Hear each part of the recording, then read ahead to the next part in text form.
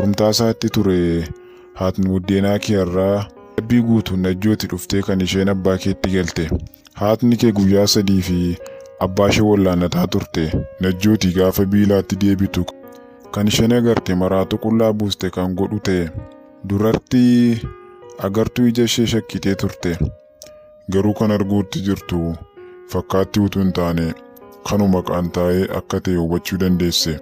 Abbaan kiyya waadaa seene cabsee amantaa irratti gatame of cinatti dhiisee dubartii biraa baruusaa haatni koo yommuu hubatte gadda itti dhaga'amuu malu tilmaamuun nan dhibne.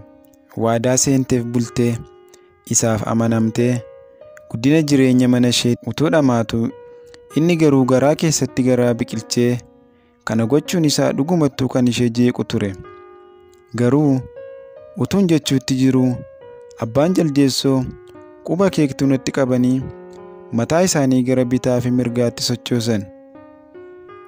Anis kanan dubbachuuf ture dhiiseen gara isaaniitti gurra qeense. Kanati jettes dhugaadha. Garuu haadha keetti madaa qubaa inni ta'ee waa'ee masaanuu argachuu isheen turre obsa jedhanii saggoo koo bitaa fi mirgaa jabeessanii gadi qabaa agartuu ijaa walitti dhiphisanii na ilaalan. Akkaataan ilaalcha isaanii kun ka keessa kiyya dubbisuutti jiru fakkaata ture. Ilaa obsaa ko, haadni kee mana warra ishee utuu jirtu obboleessa ishee quxisuu du'aan dhabdee turte. Warri ishee kadu'e kanaa fi haadha kee qofa qabu turan. Egaan haadni kee haadhoo ishee atummoo eessuma malee akka haftuuf sababni dubartiin ulfaa guutuun dhuftee abbaa keetti galtee haadni kee mana ishee keessatti agartee ija ishee amanuu dadhabde. Ani bade kaakayyuu. Dubartiin isin jechuutti jirtan kun haadha buddeenaa kiyya moo? Eeyyeen obsaa ko, dubartii ani jechuutti jiru kun haadha buddeenaa kee irraati. Lubbuun eessuma kee kan ba'e harka obboleessa haadha buddeenaa kee keessatti. Haatni buddeenaa kee kan jaallatte fakkeessitee eessuma keetti siqattee turte.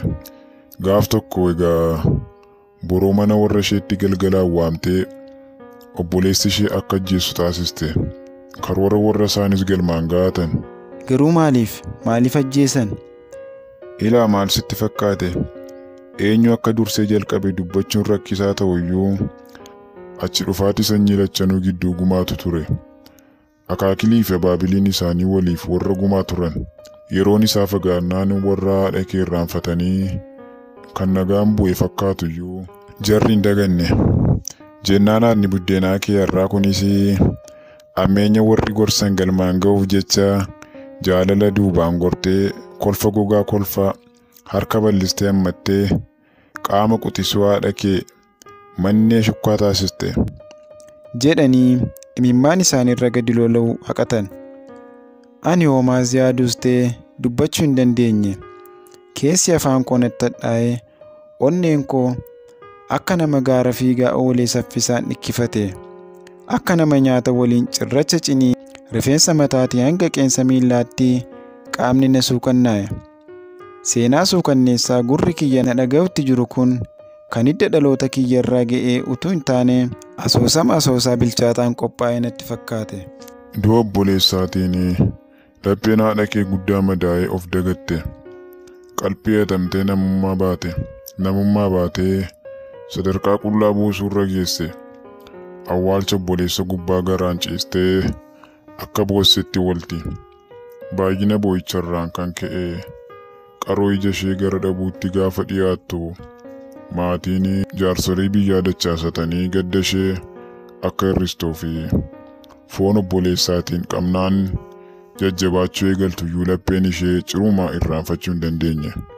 Boquu gadi cabsadhee fuula koo barruu harka lachan keessa awwaalee utuu waa'ee haadha kiyya yaaduu gaaffiin tokko sammuu keessa na dhufe. Yeroo sanatti intalli walda gumaa masaanuu ta'uuf yommuu dhuftee manatti eegduun haadha kiyyatti maaltu dhaga'ame laata? Hidda dhiiga keessa faca'anaan qeerransa hoosistuu taatee aariin hafuura ciccitaa utaaltee irra buute. Kuffistee erga lafatti gadi sukkuumteen booda dhiiga ishee lolaastee gumaa obboleessaa baafachuuf utaaltee gola seente.